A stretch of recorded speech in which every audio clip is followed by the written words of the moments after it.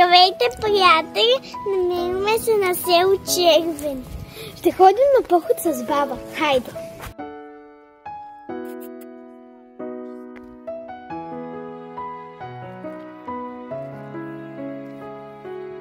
Идваме на поход с нашата котка Макс.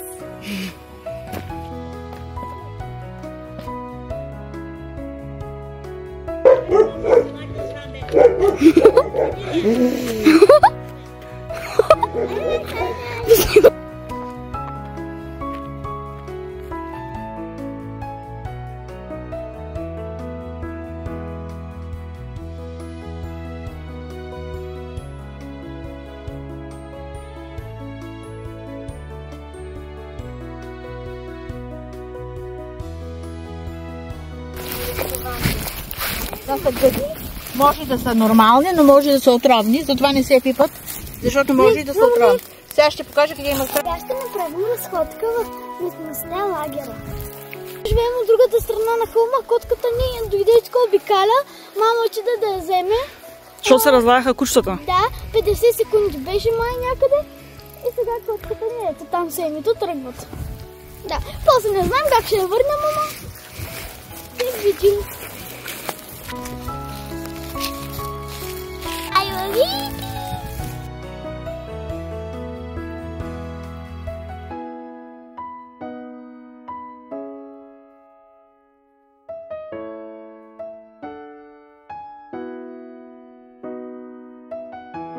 Виждате ли това е ръбката? Тук долу е Иванков долу.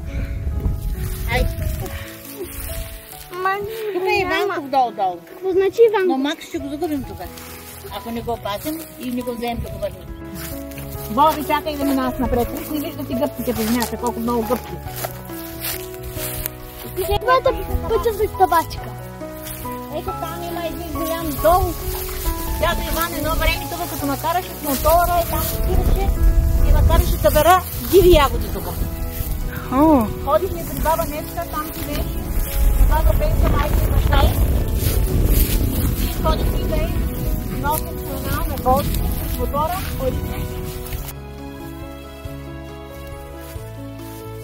Хора, Бария, това вкъщи е най-труден.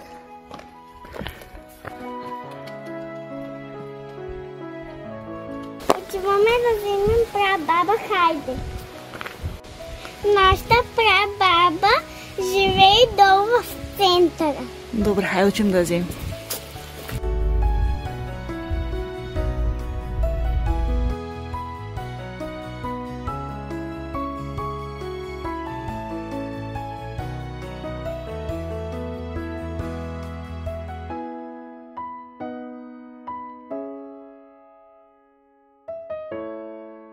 Съм ви донесла да отцветявате. Бои се, баба е тук! Бабчо, какво правите, баба? Кой Таби!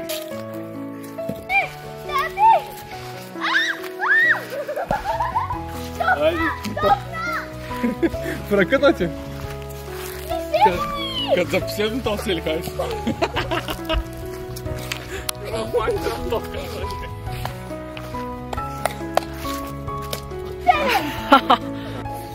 правим шипки. Я да ги видим шипките. Уха! Браво, ще правим чай? Знаете ли, че в нашето прекрасно село живеят почти 140 човека?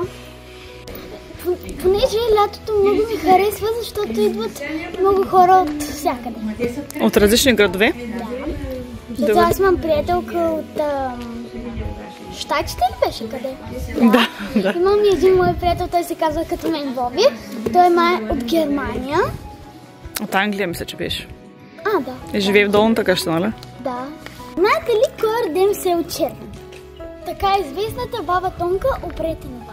Баба Тонка е родена в село Червен през 1812 година. Моя 12 деца. Как се е справила? Не знам. Надявам се, че влога ви е харесал. Чао до другото видео.